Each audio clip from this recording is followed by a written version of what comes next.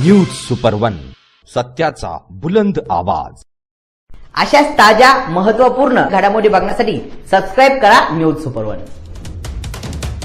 स्वस्तामध्ये सोने देतो असे आमिष दाखवून लुटणारी टोळी स्थानिक गुन्हे शाखेकडून जेरबंद।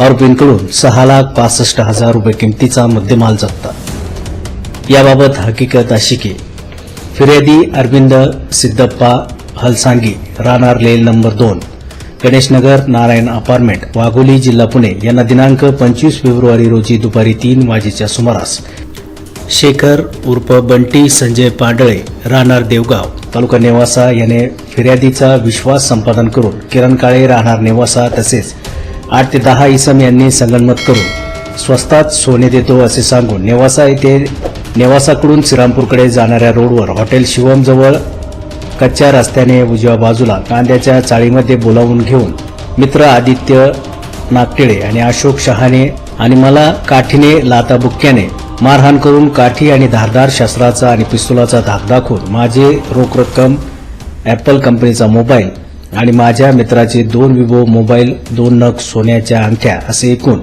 15,65,000 रुपये किमतीचा मुद्देमाल बळजबरीने काढून घेतला आहे। याबाबत नेवासा पोलीस ठाणे येथे गुन्हा दाखल करण्यात आला। सोमनाथ गारगे, पोलीस अधीक्षक अहिल्यानगर यांनी दरोड्याच्या गुन्ह्यातील आरोपी तात्काळ ताब्यात घेण्याबाबत किरण कुमार कवाडी, पोलीस निरीक्षक स्थानिक गुन्हे शाखा अहिल्यानगर यांना आदेशित केले होते।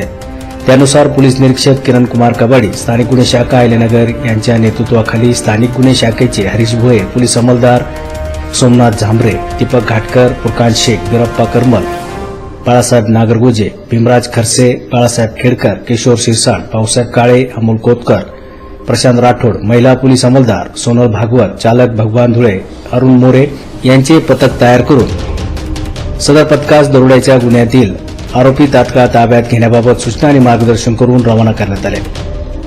पथकाने दरोड्याच्या गुन्ह्यामधील आरोपींची माहिती संकलित करून व्यावसायिक कौशल्याच्या आधारे माहिती काढत असताना पथकास दिनांक 28 फेब्रुवारी 2026 रोजी गुप्त बातमीदारामार्फत सदरचा गुन्हा हा शेखर उर्फ बंटी संजय पांडळे, राहणार देवगाव, तालुका नेवासा याने इतर साथीदारासह केला असून तो नेवासा माळीचिंचोरा फाटा परिसरात येणार असल्याची माहिती प्राप्त झाली।